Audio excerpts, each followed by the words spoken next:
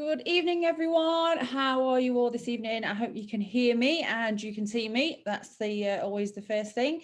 So I hope you've grabbed yourself a little brew. I did pop a thing in the chat just to say we'll be starting at 7:30. For those of you who haven't realised, I like a bit of a playlist to get us going before we get this started. So very, very excited to be talking to you this evening about the menopause. So we're going to be learning a little bit around the menopause, what happens to the body, and the certain things that stop happening to the body as well. And in addition, what that does and what that effect that has on the skin and, of course, our systemic health.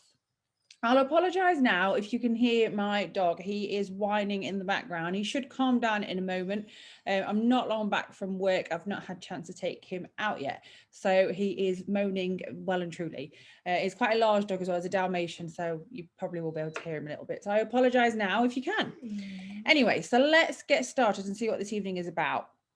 Hello to those of you that are watching live, and hello to those of you that are watching this on a catch-up as well. Thank you very much for joining us this evening. So, aims and objectives. We're going to be refreshing on the anatomy of the skin. As always, if you've watched any of my webinars before, it never gets old. I talk about this all the time in terms of, understanding the anatomy and the foundations before we move on to the subject that we are. I'm really, really happy to be here this evening on behalf of Shop Beautiful as well. We're not mentioning products as such this evening because that's not how I do things. I like to talk about, the education behind things, and then you can make your own mind up on products and things like that as well. If you do have any product specific questions, I'll do my best to answer them, but I don't want to kind of come across product heavy. That's not what this webinar is about. So rest assured, I'm not going to be pushing products for you this evening. I'd much rather you take things away in terms of the menopause and your skin and well-being that you can for yourself and or your clients as well. We're going to be discussing top tips for skin health as well. It's kind of integrated into what we're talking about this evening, so it's amalgamated into that as well. So it's just make some notes if you need to, the sort of things that you want to be talking to your clients about afterwards as well. We're also going to explore home care and professional considerations because, of course, how can we help our clients? That's important for us to have at the back of our mind, not just when we reopen, hopefully, fingers crossed, but before and now, how can we help our clients with other things as well?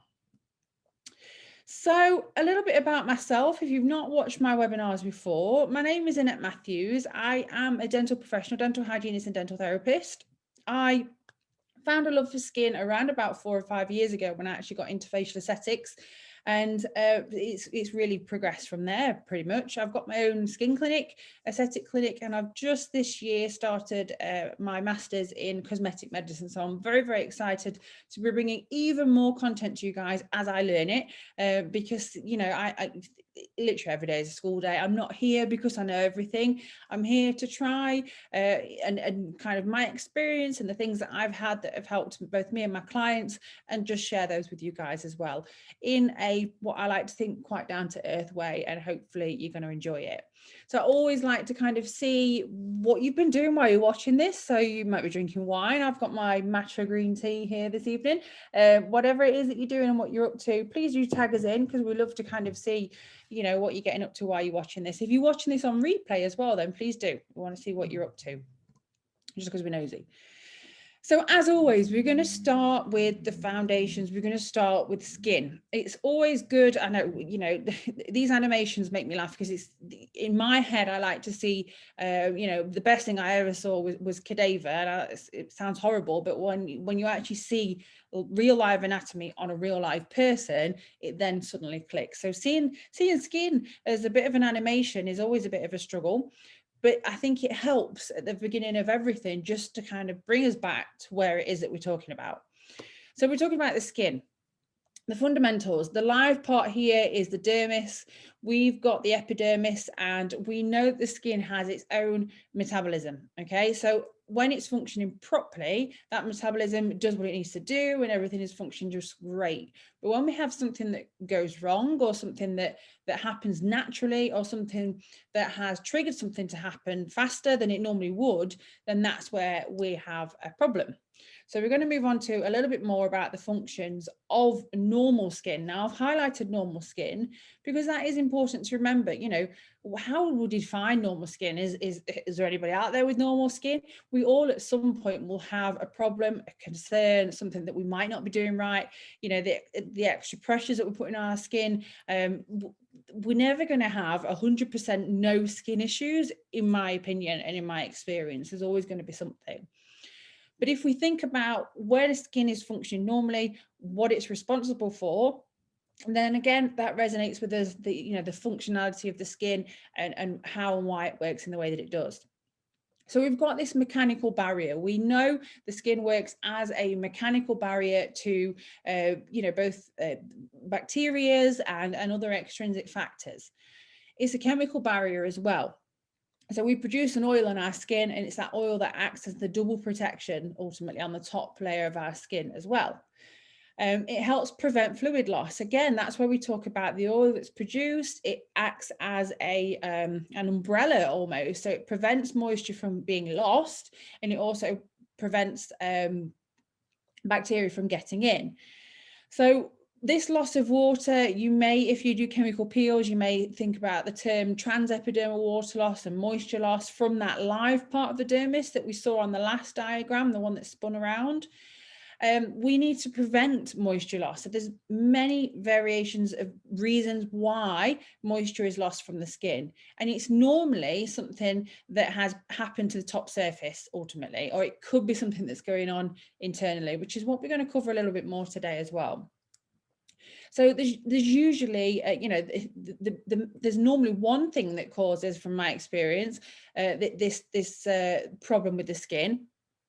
But ultimately, there'll be a catalogue of events running up to it, like everything. Okay, so this is just background knowledge, just to refeed into our heads, really what we're going to be talking about this evening. Defense against microorganisms, we've already discussed this immunological barrier, this active barrier.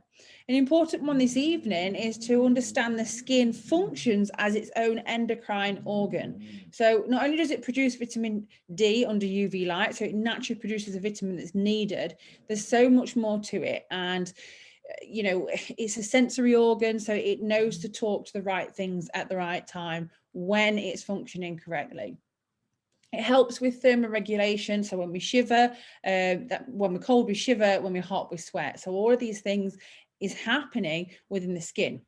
And again, I've already mentioned that sensory organ that is responsible for, okay? We could go into parasympathetic and sympathetic, but we're not going to. So that means it happens on its own, or it gets told to happen. But maybe that's something that we can cover on another day, because today is all about the hormones and the endocrine system. So what exactly is going on? Can we have some live conversation? Let's have a little look in the chat. I always like to get you guys going and thinking about this. So what do we know of the menopause right now? So obviously I'm going to cover this evening, but what do you guys know in terms of what is going on? What happens to our bodies when we go through the menopause? Anybody got any ideas? Just throw them out there. I'm not going to tell anybody off. It's just to kind of break the ice and get you talking to me, so we see where we're at with these. So please do talk to me. Those of you that are live, hello, anybody there? Please do tell me. Hormones. Thank you, Sophia. I thought I was beginning to think I was on my own then. Anybody else? What is happening in relation to the menopause? If you're anything like me, I'm not going to lie, when I first started looking into this project and this subject, I was a little bit not misinformed, but I didn't know a great deal about it. That's perhaps why you're on here this evening. And again, as you'll see as the slide goes on, as the slides go on, there is not a vast load of evidence out there for us to actually utilize. So here lies Annette's dissertation for the masters coming up, I think. But there isn't too much out there. There's kind of thank you, Joanna, collagen depletion. Yeah.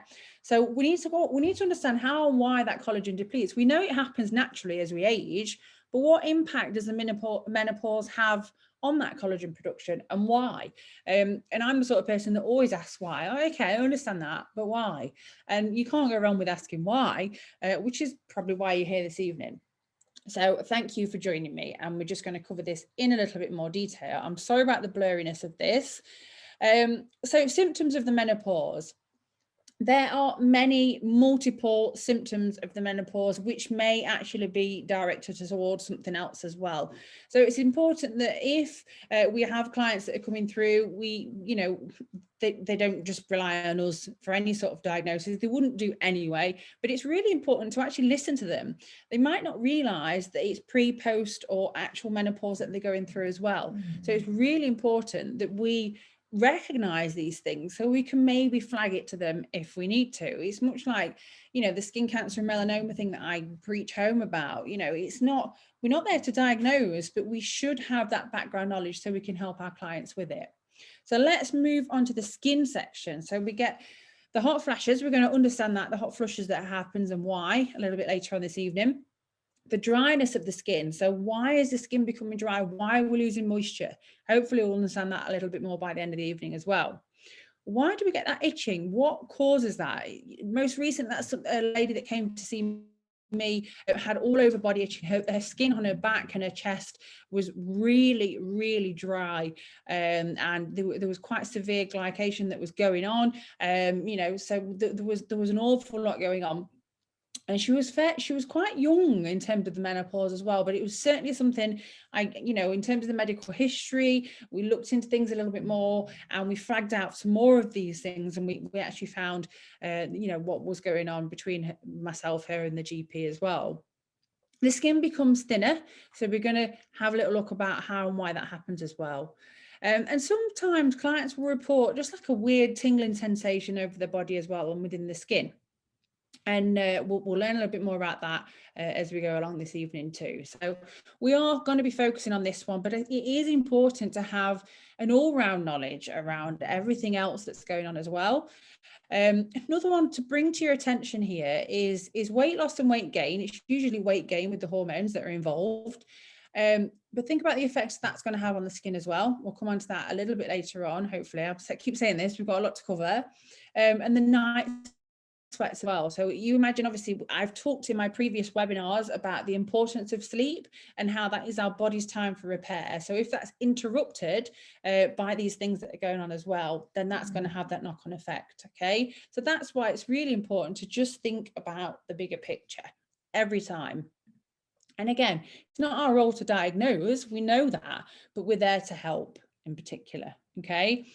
So on average, women enter the menopause around about 51 years, and I have seen clients a lot younger. And obviously we know that once they enter that pre-menopausal phase, they will be starting with symptoms as well. So it's important to note that and obviously understand other things that might be going on that could be pointing towards the menopause for us to help with in terms of their skin and of course their systemic health as well.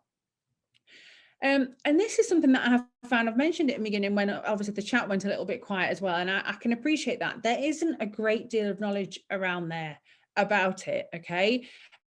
I am working with a lady at the minute who she's part of there's an actual menopausal society, and she's creating lots and lots of content for other professions and professionals, because we recognize that there is a bit of a gap with it. And when you're searching for evidence, for me to write this and the blog that's going to follow, it was a bit sparse, and I really did struggle to find things with clarity and with clout for me to back up for you. So that is maybe something for me to discover in terms of, the masters that I'm doing and move on with that. We'll see. But I think, it's really important that the whole professions understand what it is that's going on. And in particular, our remit is with the skin. So that's what we're going to be covering this evening in a little bit more detail. So back to my fabulous diagram of the skin there, the animation that we can see.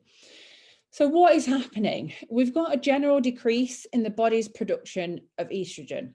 So estrogen, well, not enough of it, can affect many parts of the body, as we've just seen on the diagram there. You've got areas of the brain. It's going to cause changes in emotional well-being as well, that hormone fluctuation and or lack of. It's going to affect the skin. It's going to influence its elasticity and its thickness. Amongst other things. So we talked about the lack of sleep, we talked about the night flushes that they might be having, and all of the effect that that's going to have. We talked in previous webinars about stress and the effect that stress has on the skin. So if we have individual clients that are potentially going through this, they don't recognize it or understand how to deal with it, and then they're stressing about it on top, you can see how the effects are going to be even more so. So that's why it's really important to have everything down, and kind of work your way through these webinars in a bit of a series. That's why I've done it this way, because it all amalgamates together, it all fits in and slots in together. So once the ovaries have ceased their production of estrogen, other changes take place, which may have more of an effect on long-term health as well. So let's have a little look at what they might be. Okay, that's where we've got a spinning thing that I forgot to press. So estrogen and the skin. So estrogen, how is it linked to the skin? So estrogen there is evidence behind it showing to increase collagen and elastin, the vascularity and the thickness of the skin. So that's really, really important that we have good amounts of estrogen in our body. It's also modulator of metalloproteinase. This is where I've not got my teeth in this evening. So what this is going to do, it's going to prevent that fragmentation. So when our fibers start to break down and become less robust, these collagen fibers that hold everything together, that provide that plumpness to the skin, they start to break down. So it helps block the thing that causes that, okay? It's also really good to help with healing and wound repair. And it also, remember fibroblasts that we've talked about, those ones that, so fibroblasts are amazing within the extracellular matrix of the skin, so the fluid of the skin, and they provide collagen, they provide elastin, and amongst many, many things. So fibroblasts are really important cells to look after. And they also help produce, so stimulate the proliferation, so they help produce keratinocytes. So they are your new skin cells that are rising to the surface and producing that new skin. Estrogens have been shown to stimulate the hair follicle as well, and they also act as a natural antioxidant. We hopefully know what an antioxidant is. An antioxidant is something that is going to go in there and remove free radicals. A free radical is a cell that is not functioning properly. It's not doing as it's told.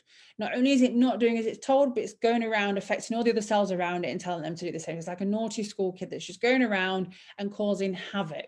So when you're applying antioxidants to the skin, and we are intrinsically taking on board eating and drinking or supplements of antioxidants as well, then that is going to help.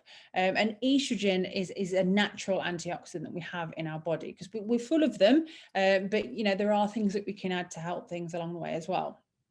And they are naturally going to help protect against stress and something we covered last week, which was inflammation. Now, this is where, again, you know, all these webinars that I'm doing, it should all fit and gel together. The great news is that obviously you might be watching this on a replay, who knows, but there are replays available that go on to the Shop Beautiful YouTube. So you can always refer back to them, fast forward, rewind me, pause me, whatever it was what you want to do when I'm waffling and getting words wrong. So it's really, really important just to kind of think outside the box and put them all together a little bit. It will help, I promise. Picture the teeth, naturally, because that's my background.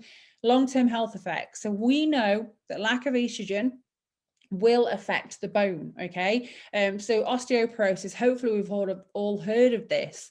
And estrogen naturally maintains the strength of our bones. So the female structure of the skeleton, what we have seen is, as the female skeleton gets older and the estrogen levels decrease, then we have more, we're more prone to fracture and bone issues. In my dental job, I see this quite often when we take these x-rays. So this looks at the teeth at the back, and we are looking at bone levels. So if you've got somebody who is post menopausal, and I have seen it affect their bone, amongst other things to it as well, as always. But that's why sometimes these things go, you know, they go unspotted. That's why it's called this silent epidemic, because things aren't always seen until sometimes it's a little bit too late.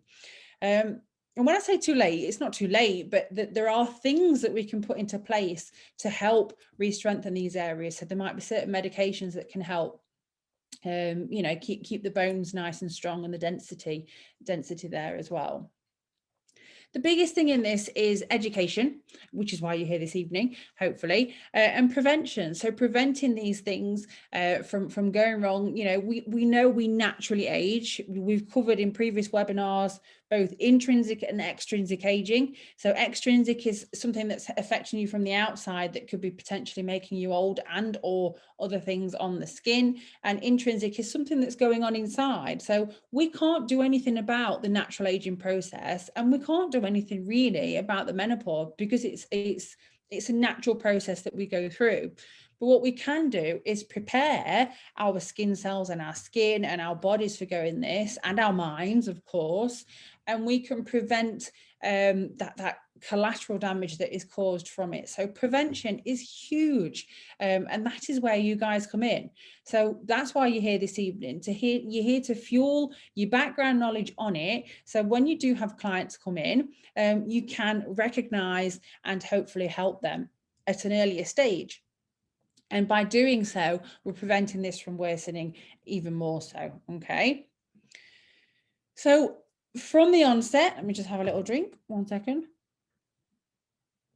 So from the onset of the menopause, the estrogen levels within our body will start to drop. That naturally happens. So the estrogen hormone plays a huge role in the signs of aging and preserving your skin's youthful quality, okay? We've already learned how and why on those previous cells. So the big one is the fact that it helps our fibroblasts, okay? So fibroblasts are really, really, if you don't understand or know what a fibroblast is, there was a little bit of a blog that I did on the NutriCost. Have a little look back at that about the anti-aging and the anti-aging webinar that we did as well. So that will just explain a fibroblast and how that works in a little bit more value for you if you are just struggling with that one. So that's why it's going to help with cells such as that, and that natural antioxidant that it performs is going to help remove those free radicals from the skin as well. So estrogen significantly modulates the skin's physiology. So this is where it comes in. So we're going to target keratinocytes, so new skin cells coming through. We're going to target our fibroblasts that are responsible for not just collagen and elastin, but a multitude of things in that live part of the skin. So that very first diagram, think back. That live part of the skin, that's where all the juices are flowing and everything is happening where it needs to happen.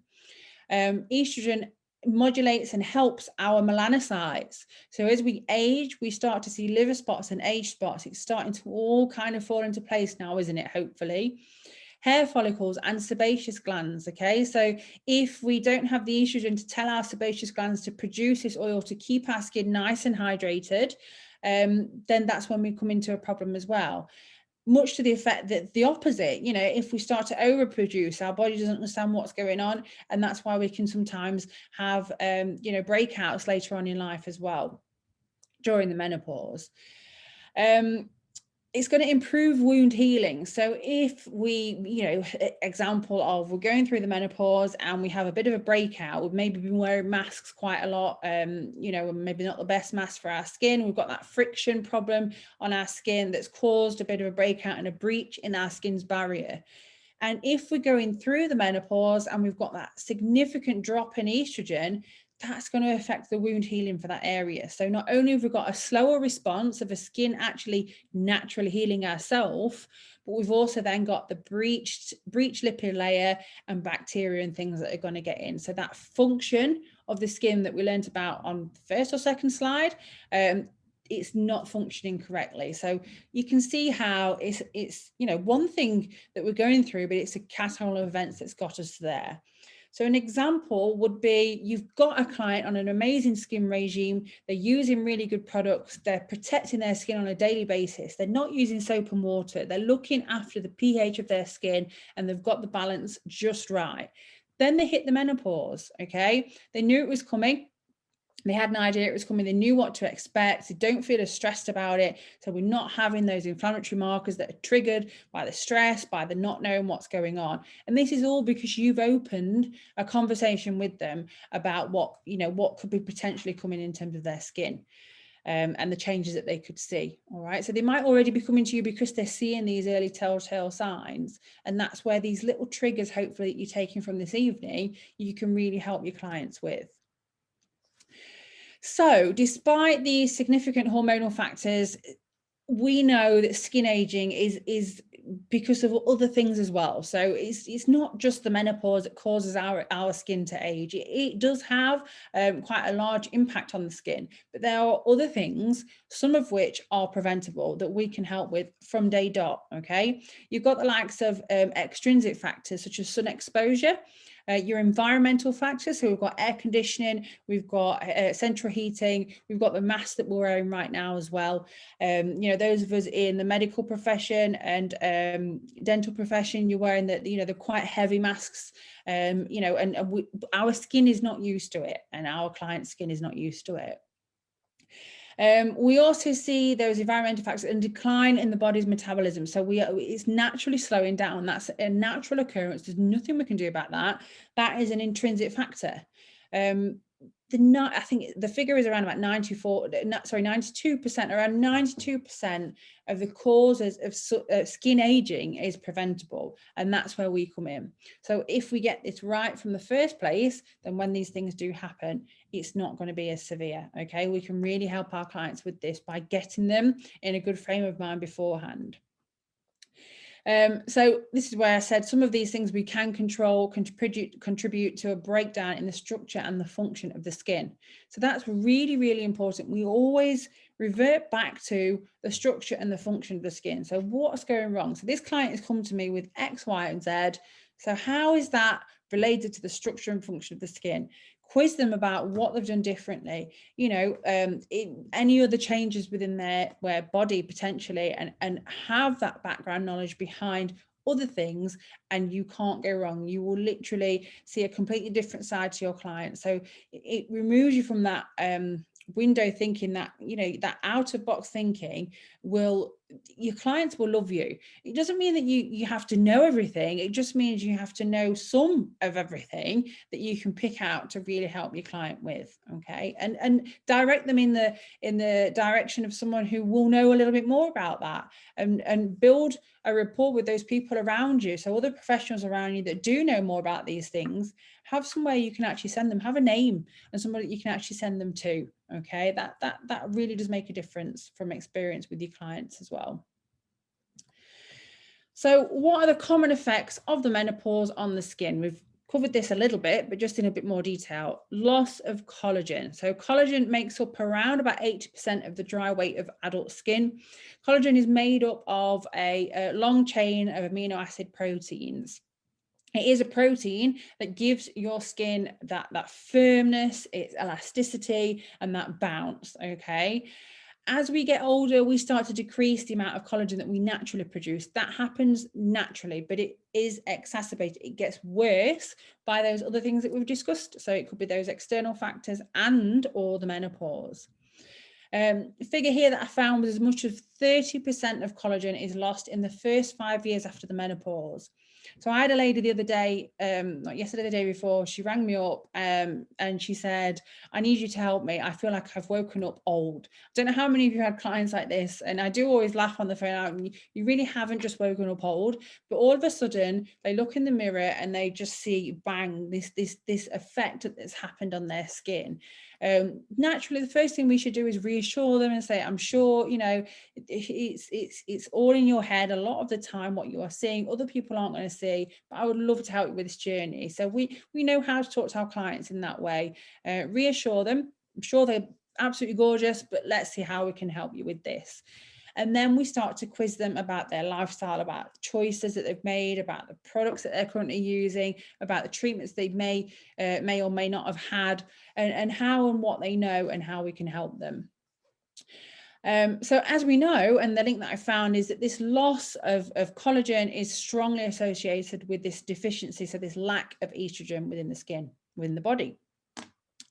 So this drop in collagen, this quite large 30% significant drop in collagen, is what is going to speed up the whole of the aging process as well. Okay. So fatty pads. So this is something we're actually covering this week in my online masters that I'm doing. So I figured I'd throw this one in because it was very relevant.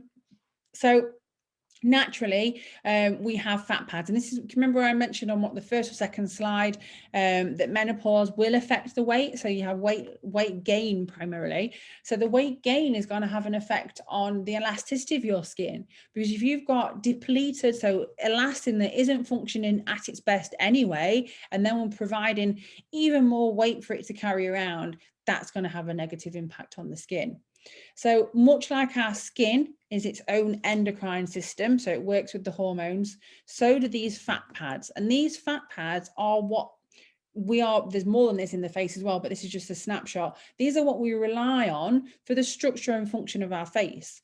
Not only that, but the protection. So usually where you've got a bundle of nerves or something that's very important, you've got fatty pads protecting that as well, okay? But they provide structure.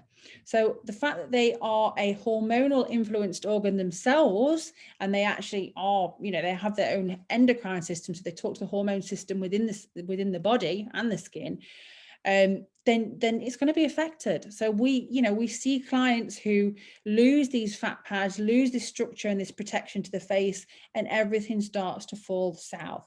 Usually we see the mid face area first, which then provides the weight to the lower face here. So they will come to you and say, oh, I just need this, you know, and they'll tend to kind of just do everything all over. We know this when we see our clients, but usually it's the mid face area that we'd need to help them with and address them with first. Okay. So skin laxity. During the menopause, many women quickly lose their skin's elastic fibers, also known as glycosaminoglycans. You may see it referred to as GAGs, okay? And this is due to the drop in estrogen levels. You know, this estrogen is responsible for a lot, isn't it? It's not good. If only we could eat it, it would be fine, or drink it, would be all right.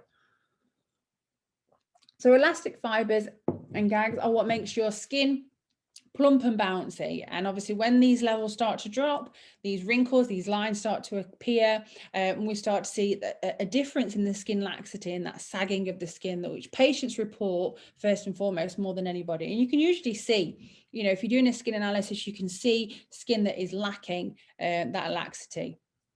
So let's just explore a little bit more about what a glycosaminoglycan is. They're a mucopolysaccharide in English. They deal with the support and maintenance of the skin's structural proteins. So we know collagen is made up of a series of amino acids, which makes a protein chain, okay? So we need it to function properly and have everything in place for that chain to be correct. So what the glucosaminoglycans do, they're there for support and maintenance of these structural proteins that hold everything together. So they provide that structure.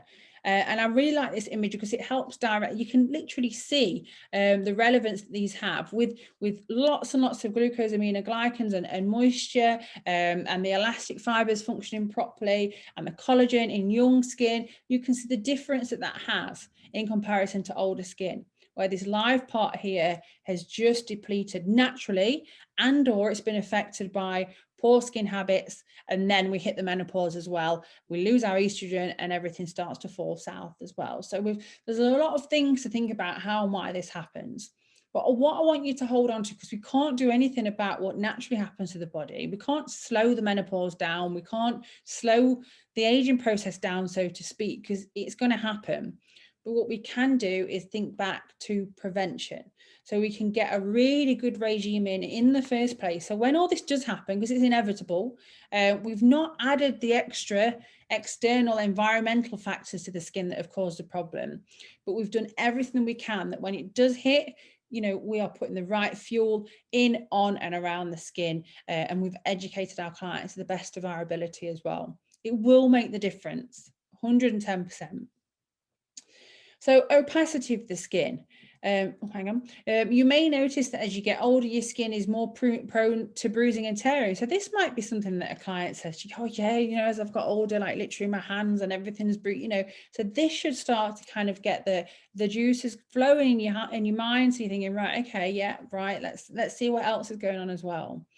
And this is because the dermis, the live part, it starts to become thinner as we age. And this again is down to that lack of collagen, the glucosaminoglycans, and the water, as we can see in this last diagram here. Okay. Dry skin. So dry skin is one of the most common skin issues reported by older women, 9 times out of 10, depending on the time of year as well. And in particular with everything going on at the moment, dry skin, I am seeing lots and lots of dry skin at the moment from new clients that I'm getting. And even previous clients that, as we've mentioned in our previous webinar, we've got the elements of stress, we've got the mask wearing, we've got lots and lots of other fundamental things that are contributing to that as well. Outside weather, I mean, it was sunny, it was like spring last week, and now look at it, it's just horrendous.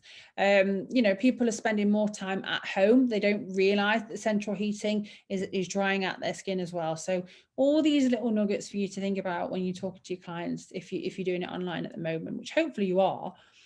A survey of just under 4,000 post-menopausal women, so this is after the menopause women, over the age of 40, found that 36.2% of them had dry skin. And once again, it was these hormones, primarily estrogen, that played a role in keeping the skin nice and hydrated. So why is estrogen essential for skin hydration? It's because it produces these glycosaminoglycans and the oil, the sebum that our skin naturally produces, which is going to improve that barrier function that I mentioned right at the beginning. It's going to help keep the moisture in the skin. So you imagine if there's a crack, what's going to happen? Naturally, we're going to evaporate our moisture from outside of the crack in that skin, okay? Much like it, with acne, we know this. If we've got lots and lots of breakouts on the surface of the skin, we start to lose moisture from the skin. We lose moisture, we produce more oil. We're then in that catch-22 situation. As we learned on the acne webinar, if they then start to scrub their skin, we then produce even more oil. That is a breeding ground for the bacteria that causes the problem, okay? So it's always thinking how and why, and back to the structure and function. It will make a difference if you do it in that way. We should mention at this point that obviously liberal amounts of something that's dermal correction, that's going to help correct the skin and function as it should. Hyaluronic acid enriched products, hopefully you know a little bit about that. If not, there's a slide coming up, and these can all help improve the skin's hydration naturally as well. These are what naturally hydrates our skin, so we need to put that back in there. Another thing that's important to use is a mild cleanser, and something that's pH balancing. Something you might want to avoid, and we do this in dentistry, anything with sodium lauryl sulfate in, so anything that foams up too much, that can actually have a negative impact on the skin as well, from experience, and I've read a few things around that recently as well. So when we have people who have issues in their mouth because of a certain toothpaste that they're using, we then look for something that is sodium lauryl sulfate or SLS free. And I would say do the same with your skincare if you're finding that your client's having problems with that. So that's severe itching, and I know it's a little bit derogatory that there's a dog on there, but it did make me laugh. It's not my dog, but literally the client that came to see me she was in absolute bits in terms of how itchy her skin felt. She actually worked in a cafe. It's when obviously we were all open and everything was functioning as it should, and it was really, really getting her down. So this is known as pruritus. Or skin itching, and it's a common concern in women over 65. So it's obviously post-menopausal issues. It's this extreme dryness of the skin, and it's that's causing this itch, okay? So you can imagine, obviously, we've got this build-up, this mass build-up of dead skin cells, and our body can't metabolize them naturally. So we then have this feeling to itch them off and get them off in that way. The condition is menopause related, as the skin tends to become drier again because of this drop in estrogen that we've learned all about this evening. Some recommended steps for managing pruritus are using a low pH skincare product. So we think about the skin's pH as 4.5 to 5.5. If they've always been using soap and water all over the body, or shower gel and water, then naturally the pH of the skin is probably out of balance. So we need to help them with that as well. Obviously makeup, be mindful and choose mineral makeup and mineral SPFs. Encourage them to wear loose clothing. Think about what they're washing their clothing in as well.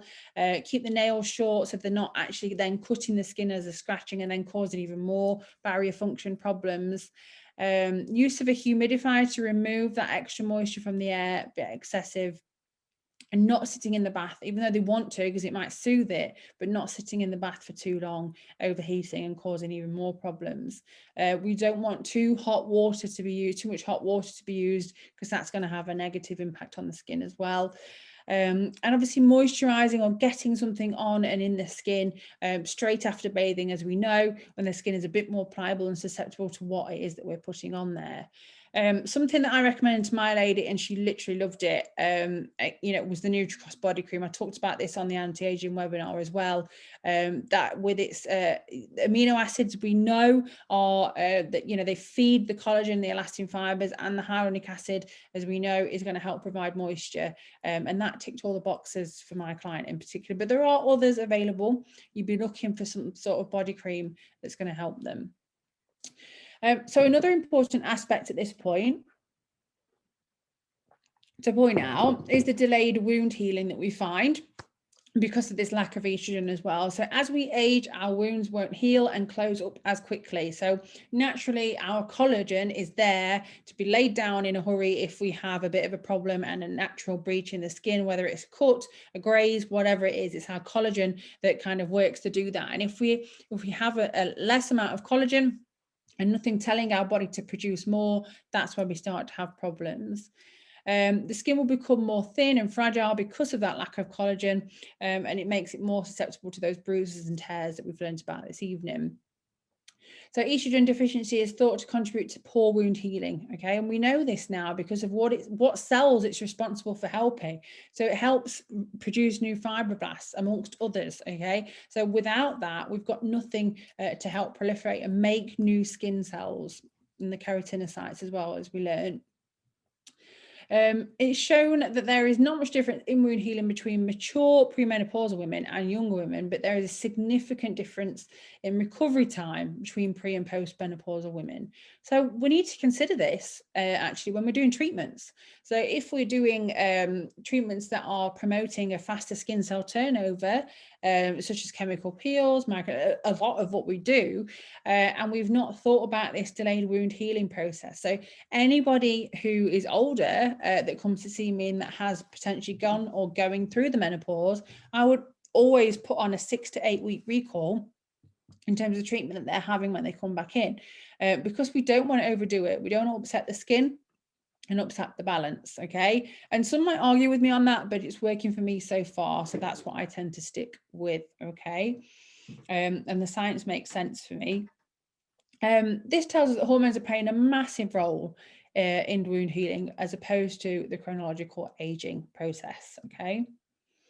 So the night sweats, we've kind of touched on this already, but as many as 50% of women go through menopausal transition, reporting these night sweats that they have and this flushing that they have. So they wake up, the bed is wet through, that's going to affect their skin naturally anyway. It's going to really upset the pH and the balance, excessive sweating, the fact that they're getting up in the night when our skin is that optimum time for repair as well. After the menopause, this goes right up to 80%. So this is really something we must try and help our clients out in the best way that we can, okay? It generally occurs on the face, neck, chest, and the palms of the hands and the soles of the feet as well. So it's where we've got our little sweat glands that we covered a little bit on one of the webinars previously. Estrogen deficiency is linked with a decrease in the skin's microcirculation, okay? So we learned about this when we talked about sleep and the importance of last week. So at night time, all of our main vital organs are resting a little bit. So that's when this microcirculation begins to utilize all of its fuel and utilize what's in the body that's not being used elsewhere. So when we are resting and sleeping, this microcirculation that feeds our skin is working in overdrive because it's got more access to the things that it needs, which when we're awake and we're actually functioning and doing what we need to be doing on a day-to-day basis, that's going to go to our vital organs, okay? Rosacea is obviously known to be a complication of flushing as well, and it's usually more frequently diagnosed in older women than in men of the same age. And this is conflicting information in terms of the papers that I have found, but what we do know is that rosacea, as we learned on the webinar last week, hopefully, is down to lots and lots of fundamental points, just like, you know, what happens with the menopause. It's not the menopause that's causing these skin problems on its own. There is other things that we need to think about having in place, which we can all help with from a preventative point of view. So if you're a client that's not sure if you've got rosacea, is it flushing, is it rosacea, then obviously there's a rosacea webinar you can watch from last week, and that'll shed a little bit more light on that as well. And there is a blog to follow that up, and that's on the Shop Beautiful site now. Sleep, we mentioned this, affected by the night sweats, and the optimum time for repair is impaired when our sleep is interrupted. Studies have shown that hormonal replacement therapy greatly alleviates these symptoms. Now, that's not for everybody. So you're going to have clients that are going to want to go through this process naturally, and you know, they don't want to hear that, and they might not want to have that forced upon them. There are other things that you can think about. There's more holistic things. It just depends on your theory behind them, but there are things that you can help with. And diet as well, as we know, hopefully diet has a huge impact on the skin and our natural health. So there are things which I've covered in other webinars, again, just to kind of throw in every now and again, that we can help them with, when it comes to the likes of inflammation and stress, and helping them sleep a little bit as well during times where the body is going through changes. Okay. A decrease in body hair and that increase in facial hair, and as if all these symptoms weren't enough for us to deal with, down to pretty much one little naughty hormone that we start to lack of, which is estrogen. Hopefully you know this now. The menopause can also lead to thinning of hair in the body and the scalp, but an increase in facial hair, fantastic. Okay, so hormones will have an impact on mature hair follicles, and they can kickstart them in places that we didn't used to have them before, and the hair that starts to come through is a little bit more terminal and a bit more obvious as well. Okay, so these are other warning signs for you to look out for. More recently, what happened to me, I have young ladies that were coming for dermaplane and treatments such as that, and they'd got quite a lot of facial hair, and that's where we saw the likes of polycystic ovaries, and that's the opposite effect, really, happening in younger ladies, and again, that's hormonal influence. So it's always, and this is spotted from a dermaplaning appointment. I didn't say, oh, you've got this, you've definitely got this. I'd say, oh, okay, maybe it's time to have a little chat with your GP and see what else is going on there. And these things like polycystic ovaries, if they're caught early enough, it can help them with potential fertility problems they could have come up against later on in life as well. So it's always thinking outside the box. That's why I'm doing these webinars. That's what I want you to be doing when you're actually back in your clinics and salons. So acne, all important. We do mention this because it is relevant. We will see clients going through the menopause who then start to suffer with acne, and they've never had problems before. They may have had it in the teens, and then it's just flared back up again as well. The best thing to do is reassure them that they're not on their own. It happens to quite a lot of people, and it's that hormonal influence, plus a few other contributing factors that we've hopefully learned this evening as well. So these clients may, never had a problem, then they just wake up and they've got blemishes all over, and even more so with the current stressful climate that we're in and the masks that we're having to wear as well. So, telling them not to stress, not to worry, not to over scrub the skin, all the basic acne advice that we give them. Have a little look on the acne webinar and you can reflect back on that as well. Acne in older women can happen during the period just before the menopause, so that premenopausal status, or perimenopausal, and it can last right up and past the 70s as well. So treatment options, I would say prevent from the optimum, prevent from the first and foremost point, like I've been saying all evening, and obviously a good topical skincare routine that's better suited to fighting acne, and those lifestyle and typo error there and intrinsic factors being considered. So have we covered all the basics and the foundations? What is affecting the structure and function of that skin? What are they telling me that they might be doing that's doing that? Okay, and this is where we tick all the boxes that's causing it and work our way through preventing it. Even though we know we've got this other thing that we're dealing with, like the menopause and this other contributing factor, but what can we correct in the first place? That's what can help make a difference. So what do I do? Okay, I teach my clients with educational content posts. I have little videos and webinars that I play and send to my clients of me telling them about what's going on with their skin and their body before it even happens. 9 times out of 10, I can tell them which side of their face that they sleep on. We can all do this if we put our mind to it and we look at the skin and the body and the system and everything that we have in front of us and all the evidence that we have.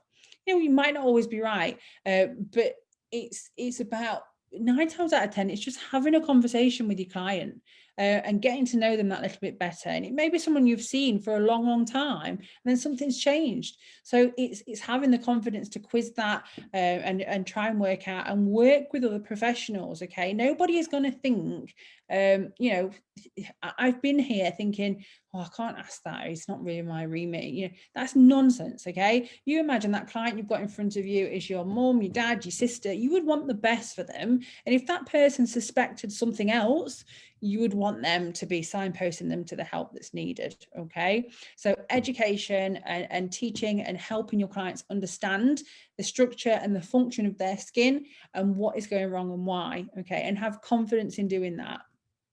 You know your stuff, that's why you're here. Dermatological treatment. So intervention while your skin is still receptive can have the most beneficial effect on the skin. I suggest different methods of collagen stimulation, laser resurfacing, microneedling, or radiofrequency. But before all of that, obviously chemical peels, before all of that, home care. Home care is so important. And even more so now are they seeing the benefits of good and proper home care by implementing it during the time where we can't do anything else for them. Okay, so they may be more mindful of what they're eating and drinking. They may be looking after their skin, being more hydrated and putting the home care on. And the proof is in the pudding from the results that you get from that.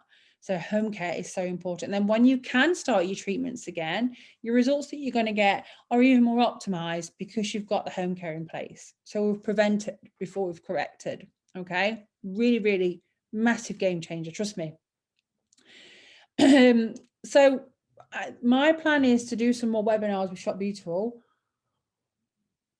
if you want me, on various ingredients. I'd like to kind of do like a bit of an A to Z and just work our way through it.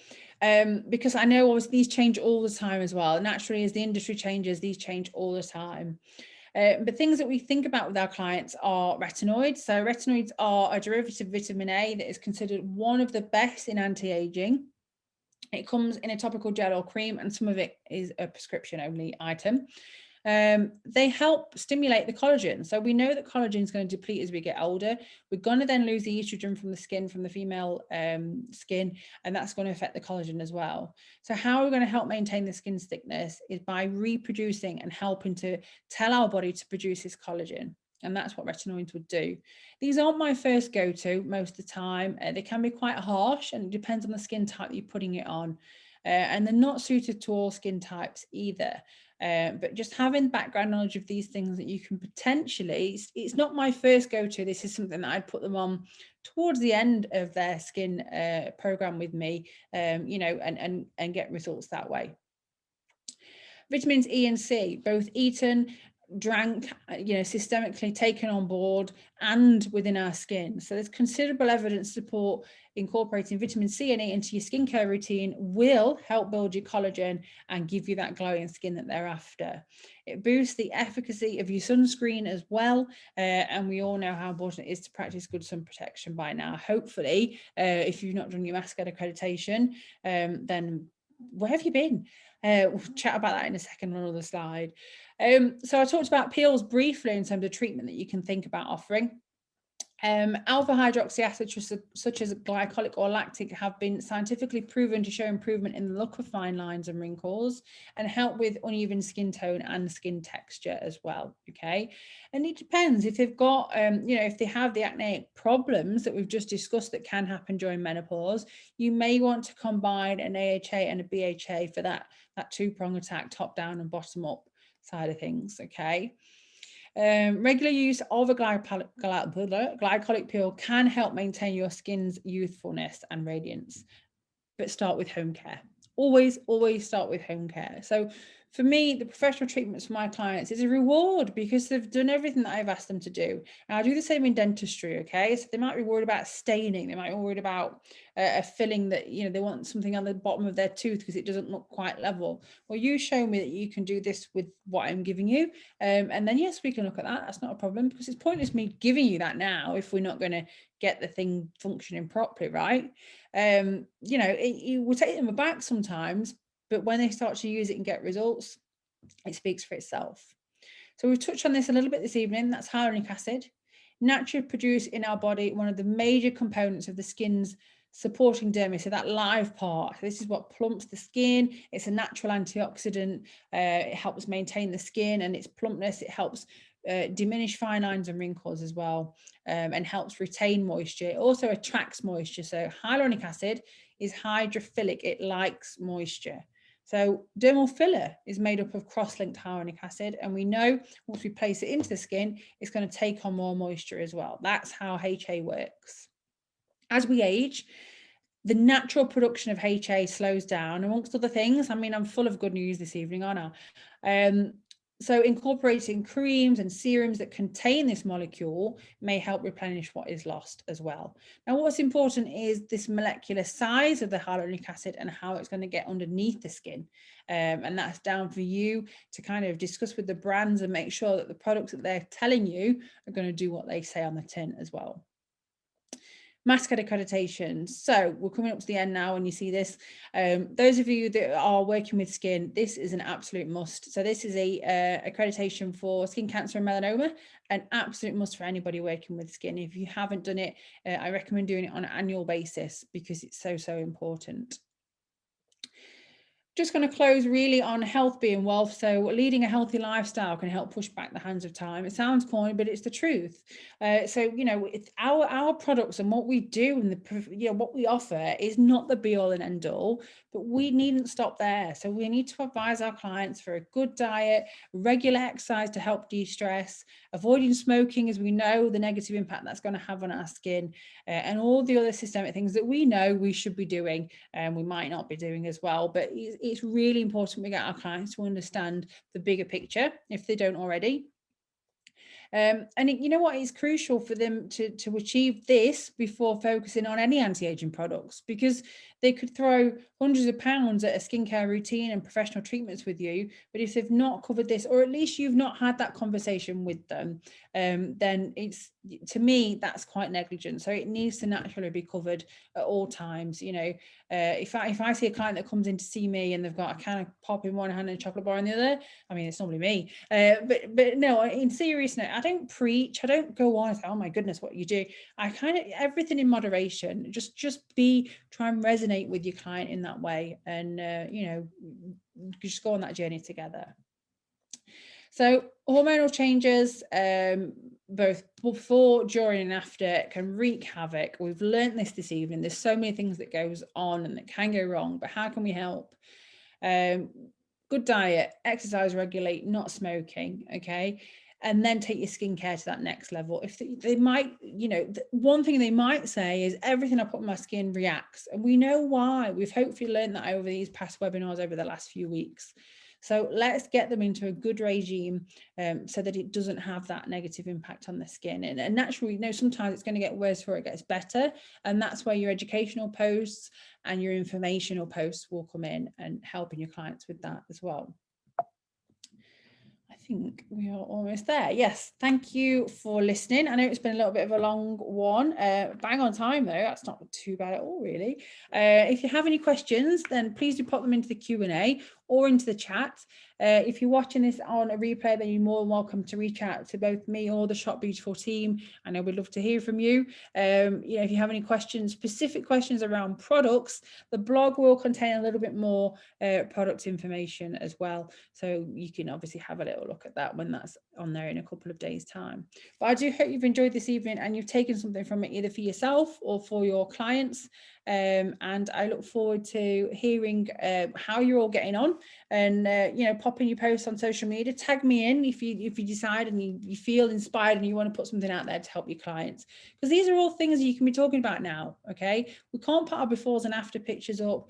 We're limited to what we can put on there, but what we can do is use educational posts, fill our brains with it, and keep filling our brains with it, and help our clients in that way. Okay, and hopefully they'll start to you know, get back on board and want to be booking in professional treatments. Before that, they're going to come to you for that home care as well. All right, I do hope you've enjoyed this evening. Do check out the Shop Beautiful pages and have a little look at all the products that are available.